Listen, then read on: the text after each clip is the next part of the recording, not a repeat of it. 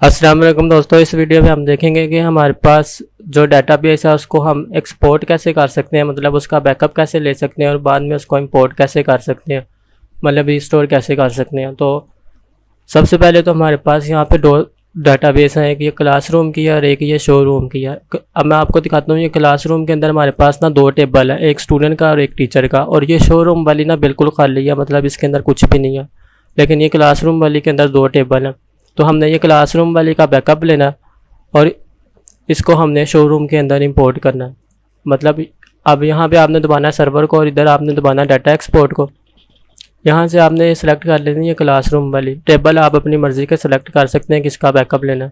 अगर आपने प्रोसीजर वगैरह बनाया है तो आप इसको टिक कर देना। अगर आपने इवेंट्स बनाए हैं इसको टिक कर देना। ट्रिगर बनाया है इसको टिक कर देना। ये आपकी रिक्वायरमेंट पर डिपेंड करता है। तो यहाँ पे ये पूछ रहा है आपने फ़ोल्डर में इसका बैकअप लेना कि एक ही फ़ाइल में लेना। हम एक ही फ़ाइल में ले लेते हैं। तो इसके बाद आपने यहाँ से इसकी लोकेशन सेलेक्ट कर लेनी है, इधर दबाकर इसका नाम वही रख देना जो आपकी डाटाबेस का नाम था। इसको सेव दबा देना।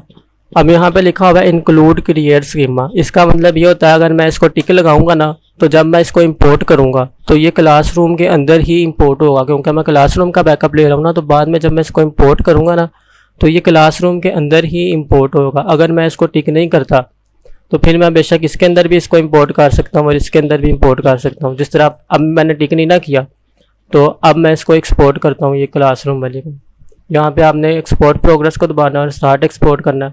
तो ये एक्सपोर्ट हो गई। अब मैं इसको इंपोर्ट करना, इधर से आपने सर्वर को दबाना और डाटा इंपोर्ट में जाना।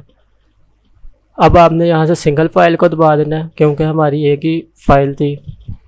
यहाँ से आपने इसको लोकेशन उसकी बता देनी और ओपन को दबा देना। अब क्योंकि हमने इसको ये नहीं बताया था कि इंक्लूड क्रिएट स्कीमा को हमने टिक नहीं किया था, अब हमें यहाँ से इसको बताना पड़ेगा हमने किस में इसको इंपोर्ट करना है। तो बेशक आप इसको क्लासरूम में इंपोर्ट कर दें, जो सी आपकी अब वाली ये डाटाबेस है। बेशक आप इसको इस वाली डाटाबेस में जो कोई हो रहा है ये वाली खाली, इसमें भी इंपोर्ट कर सकते हैं। जिस तरह मैंने अब ये शोरूम किया ना इंपोर्ट, अभी इधर कोई टेबल नहीं है आपने देखा। अब इधर आपने इंपोर्ट प्रोग्रेस को दबाना और स्टार्ट को दबा देना। इधर से आपने रिफ्रेश करना था। तो ये देखा आपने, ये इसके अंदर इंपोर्ट हो गया। ये वाला जो डाटाबेस था ना इसके अंदर इंपोर्ट हो गया। लेकिन अगर मैं अब इसके टेबल जोन से ना वो डिलीट कर देता हूँ।